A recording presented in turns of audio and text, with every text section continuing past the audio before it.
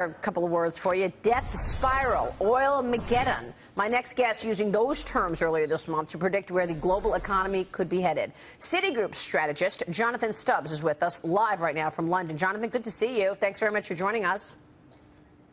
Morning. Thanks for having me. Connect the dots for us of oil and equities and the economy. We're talking all about the relationship and why oil it really predicts or dictates what equities are doing from day to day. Well, there are three very dangerous feedback loops at the moment for the global economy and global markets. One of them is the relationship between liquidity in markets and financial conditions.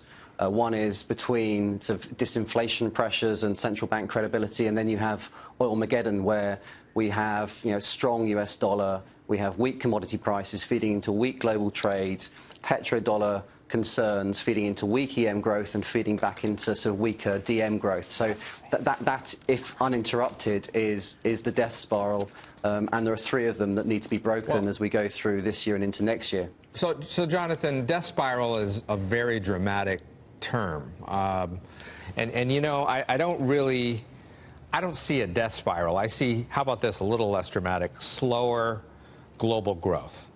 Is that kind of what you're saying, but a little bit sexier? That is the conclusion of our report and our thoughts, yes. So death spiral means slower economic growth. Well, death spiral is what we have been observing in equity markets, especially outside the US. In European markets, we've seen share prices 30% off their tops. Right. We saw 20% down in a couple of months. Same in Japan. So that's what financial markets have been reflecting. But the real world, as you suggest, is slightly different. We're seeing an ongoing deterioration in the global growth story. We're seeing this slowdown continuing.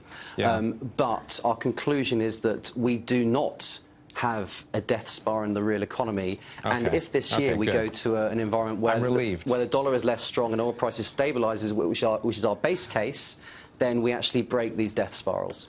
So let's go to your base case. So in this death spiral scenario you're talking about, or slower GDP growth, whatever we call it, what is your view? And I realize you have, most people don't realize this, that the economists have best and worst case, right? So what is your view on what intervention monetary policy or monetary agencies are going to have in terms of positively impacting share prices, even if slower GDP growth exists? Don't you think that monetary policies will continue to be incredibly interventionist?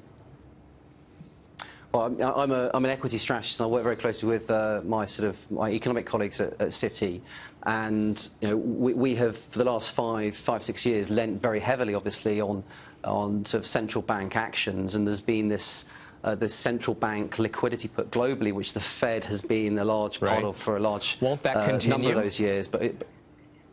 Well, this is the key debate. Global share prices and risk assets have been supported both by this liquidity put, but also this non-recessionary world. Both of those are under pressure right now. Central bank credibility has been sort of shot to pieces, especially here in Europe. And what is important now is that central banks fight to try and regain some of that credibility.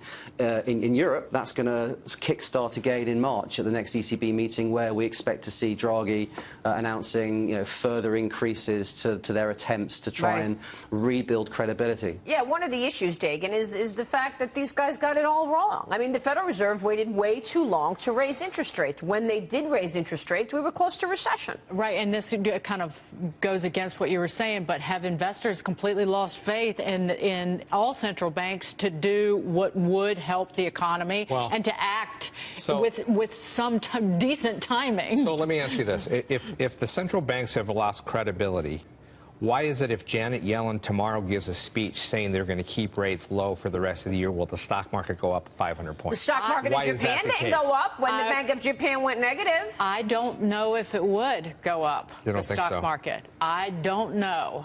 But you're asking somebody who thought Donald Trump's campaign would be over at the end of the summer. Yeah. Jonathan, would you be putting money to work in equities right here? I mean, a key sort of part of that is, you know, what's priced in at these levels. And you take European shares as an example. You go back 20 years and you map share prices onto realised earnings or realised dividends. They track each other pretty quickly. Right. So what's the answer just then? one quick. Well, the current share price move we've seen is effectively 20–25% below trailing earnings and trailing dividends. So we're already pricing in a significant recession. So to be bearish, to turn the question around, to be bearish and to be selling here fundamentally, you need to believe that the world's going to experience a significant and synchronized global recession. So if it's not, that's the case. then So it's yes, time you are to buy putting money to work European here. equities. So in other words, the answer is you are going to be putting money into equities because valuations look good to you then. You are, but you have to recognise that, you know, that is an investment decision rather than a trading decision. You know, we can see a lot of volatility around various central bank actions and other events, other political risks. You've got Brexit here as a big risk in Europe as well. Sure. So you have to tread very carefully in the near term, but we do see the drawdown that we've seen in share prices as an opportunity as we look towards the end of this year. Jonathan, thanks so much.